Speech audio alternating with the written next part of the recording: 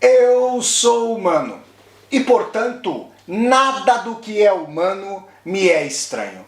Assim falava o poeta e dramaturgo romano Terêncio, e assim falo eu, Flávio Ricardo Vassoler, escritor, professor, youtuber e nômade, fiel como os pássaros migratórios. E hoje, em mais uma resenha de filme aqui do meu canal do YouTube, Flávio Ricardo Vassoler, eu trago para vocês uma discussão a respeito da película Melancolia, dirigida pelo dinamarquês Lars von Trier. Como vocês que acompanham o meu trabalho aqui no canal do YouTube, nessa universidade aberta no YouTube, já sabem, eu sou um grande fã de Lars von Trier, gosto muito do trabalho do diretor dinamarquês, já fiz resenhas aqui neste meu canal do YouTube sobre Dançando no Escuro, o maior filme que eu já assisti nesses quase 40 anos, sobre Dogville e sobre O Anticristo. Foram 3 filmes já resenhados aqui de Lars von Trier. Mas quero dizer a vocês, com todo respeito a todas e a todos que gostam de Melancolia, que eu não considero que o filme Melancolia está, digamos, na pujança, na força, no sumo desenvolvimento desses outros 3 filmes que eu já resenhei aqui no canal. E eu vou tentar dar as razões pelas quais Melancolia está em descompasso em relação aos maiores trabalhos, aos maiores filmes de Lars von Trier. E essa minha colocação também vale para Ninfomaníaca. Eu considero que Ninfomaníaca e Melancolia são filmes não tão gigantescos, não tão prolíficos quanto Dançando no Escuro, Dogville, Anticristo e A Casa que Jack Construiu, que, salvo engano, foi o último filme de Lars von Trier. Vamos ver por quê? Vocês me acompanham e eu gostaria muito de conversar com vocês sobre Melancolia. Você que é aficionado ou aficionado pelo filme, coloque seu comentário aqui embaixo depois da resenha. Vamos conversar para a gente debater nossos pontos de vista, tá bom? Vamos lá. Os filmes de Lars von Trier, pessoal, eu sempre com o meu reloginho aqui acompanhando o tempo, os filmes de Lars von Trier são, sobretudo, densos, existencialmente provocantes, politicamente críticos. Eles fundem um psiquismo profundo, há dimensões de apreensão de como a realidade se reproduz, por exemplo, em Dançando no Escuro. Eu considero a personagem interpretada, e eu diria mais, eternizada pela cantora e atriz islandesa Björk, a Selma, do Dançando no Escuro, a maior personagem do cinema com que eu já deparei. Eu considero que o filme Dançando no Escuro não deve absolutamente nada para qualquer narrativa de Dostoiévski. É uma coisa suntuosa. E por quê? Porque além de uma crítica social lancinante com relação à exploração como proletária numa fábrica dos Estados Unidos a que a Selma era submetida, todas as suas pulsões morais, todas as suas escolhas, toda a sua abnegação em relação não só ao filho, ao Jim, mas também a seu amigo Bill, são levadas às últimas consequências, de tal maneira que o desdobramento da ação escatológico, com a morte da Selma ao fim e ao cabo, uma morte trágica, como vocês que já podem ter visto o filme sabem disso, quem não viu ainda vai poder ver o filme e depois acompanhar a resenha de Dançando no Escuro aqui no canal. Tudo isso colocado, a gente percebe que o Lars von Trier conseguiu urdir crítica social a um profundo psiquismo para desvelar a tragédia desse tipo de sociedade. Em Anticristo, nós temos, numa intensidade não tão forte, mas ainda assim muito interessante, os dilemas de uma mãe que a princípio sofre de maneira contumaz pela morte do filho, mas depois se vê implicada nessa morte mesma, com a Charlotte Gainsbourg, que faz um papel sensacional, que também está em Melancolia. É uma atriz com a qual o Lars von Trier trabalhou mais de uma vez. Em Dogville, a personagem interpretada, e eu também diria eternizada, pela Nicole Kidman, a Grace, ela, num primeiro momento, perfaz o papel de Cristo, sendo abnegada, e depois com a vinda de seu pai ali, o Deus, digamos, o Deus do Velho Testamento mais furibundo, se vinga de toda a cidadezinha de Dogville. Todos esses dilemas marcam em Lars von Trier um autor, um diretor, um cineasta, um pensador, né, um criador que consegue fundir os grandes cataclismos morais de suas personagens, sobretudo de suas magnânimas personagens femininas, ao desenlace de toda uma época, a questões lancinantes. Em Melancolia, a opção, a meu ver, é menos voltada para a questão filosófico-existencial, psíquico-moral, e mais por uma plasticidade, mais para um caráter, eu chamaria de pictórico desse filme.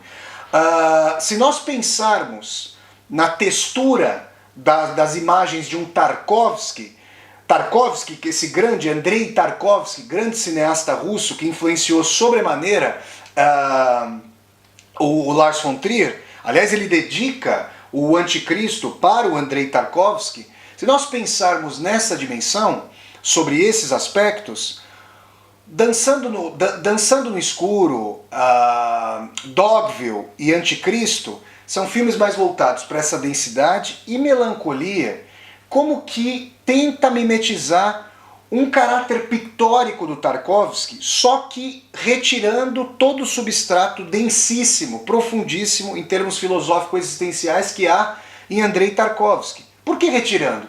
Porque nós temos tomadas maravilhosas naquela casa que é uma mansão, que é um castelo, onde se passa em Melancolia um casamento a naufragar da Kirsten Dunst, que é a atriz dos Estados Unidos, a atriz estadunidense que interpreta a personagem Justine. É interessante dizer que uma personagem famosa, feminina, do Marquês de Sade, também se chama Justine. E, a despeito dessa similaridade de nome, o que nós temos é uma moça que desponta com a sua beleza exuberante desde o começo, que é a encarnação mesma da melancolia. Melancolia é um planeta que vai colidir com a Terra, e essa é propriamente a trama. O Lars von Trier apresenta para nós, em belíssimas tomadas, em belíssimas imagens, desde o começo do filme, o que vai despontar ao fim e ao cabo. A colisão de melancolia do planeta com a Terra e a aniquilação da vida no nosso planeta. A partir daí, as personagens vão vivendo uma situação que é o paradoxo, é o reverso mesmo dessa situação de celebração. Nós estamos em meio ao casamento, a Kirsten Dunst vai se casar, a Justine vai se casar, o seu cunhado, o marido da Claire, que é a personagem interpretada pela Charlotte Gainsbourg, pagar a festa suntuosa, né? Não se fala qual a sua profissão, fala-se que a Justine trabalha numa agência de publicidade, algo assim, e o que nós temos ali é uma celebração que vai se mostrando em frangalhos. Desde o momento em que a limusine não consegue passar pelos caminhos rumo à mansão barra castelo, emperra, e num primeiro momento o marido, a personagem que interpreta o marido da Justine, toma uma posição ali de comando, até a dimensão de que a Justine é uma estrangeira para o seu próprio casamento. O que a gente pode imaginar? Que um noivo e uma noiva, obviamente, são os mais voltados, os mais interessados, os mais afetados pela dimensão do casamento. Mas na verdade a Justine chega atrasada, não sabe se está ali, não sabe o que quer propriamente, é estrangeira em sua própria festa de casamento. Então essa dimensão da melancolia se vai revelando a cada momento. Não é nem uma questão depressiva, é uma questão de alheamento em relação à vida. Como se no alheamento, no estrangeirismo de Justine para a própria felicidade, a própria celebração do casamento, que pode vir a ser, após o nascimento de um bebê, a celebração de uma nova vida, é como se Justine já mimetizasse, já prenunciasse a colisão do planeta Melancolia contra a Terra. É nessa dimensão que a gente pode falar justamente sobre uma trama que é anunciada imageticamente desde o começo e depois se conclui. Em Tarkovsky existem varreduras com a câmera de tomadas lentas, captando a tonalidade, captando ali os sussurros, o chilreio dos pássaros, a policromia, as colorações de uma Vitória Régia. Isso é muito forte em Andrei Tarkovsky.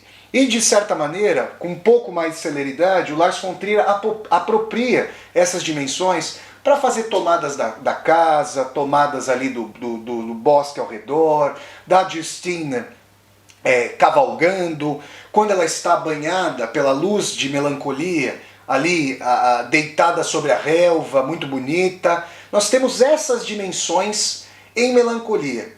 Mas por que ela sente isso? Qual a tensão que há entre ela e o marido a ponto de o marido abandoná-la pouco depois da consumação da festa de casamento? Porque ela não, digamos, não consuma o ato carnal, o ato sexual com o marido. Por que isso acontece? Porque ela se casou com alguém tão anódino quanto seu marido, que mal consegue se pronunciar perante os convivas ali da festa. A Justine, que parece uma moça ali sumamente realizada, mas estrangeira à sua própria realização profissional, a admiração que as pessoas sentem. Por que seu pai é mais problemático e sua mãe, separada do pai, briga com ele em frente de todo mundo? A gente não fica sabendo. Essas questões pululam, essas questões espocam já dadas, e aquilo com que nós vamos lidando é justamente o esboroamento das relações, o esboroamento do mundo, o estilhaçamento das possibilidades de reconciliação das pessoas. E cada vez, a cada momento de progressão do filme, a cada sucessão, nós temos ali a decrepitude, a obsolescência, a quebra das relações, uma festa que mal termina. Tem ali uma competição para as pessoas acertarem quantos feijões há dentro de uma garrafinha. A única a fazer isso é a Justine, dizendo que há 678 feijões dentro da garrafinha.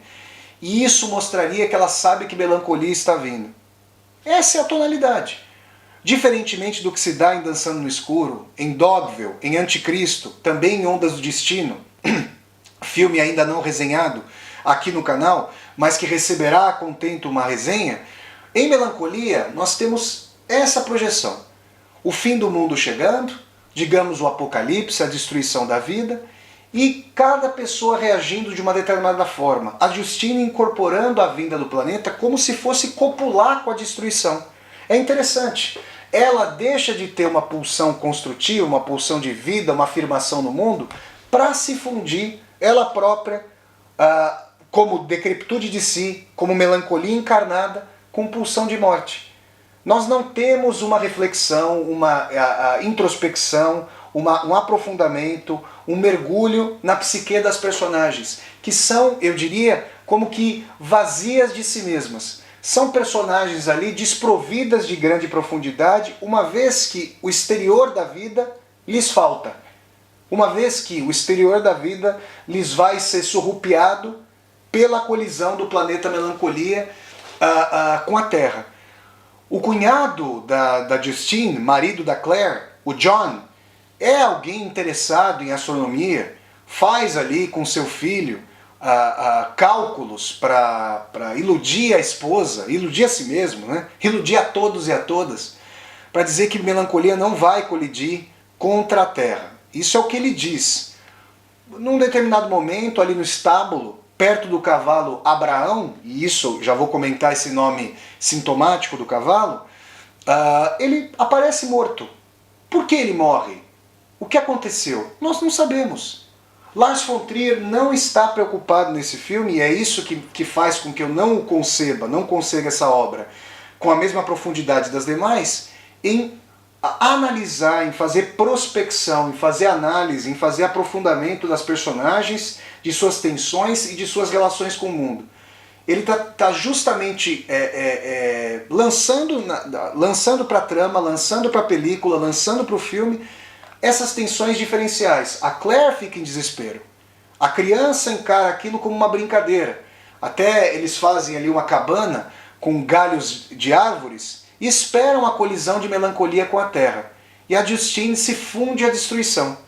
Essa é a trama do filme. Até uma trama inusitada. Tem um momento em que a Justine tem uma extrapolação de vida. Ela, que não tem vinculação propriamente dita com o marido, sai num determinado momento da festa, muitas vezes ela faz isso, no meio da festa do casamento, e existe ali digamos, um estagiário do seu chefe da agência de publicidade que está no gramado.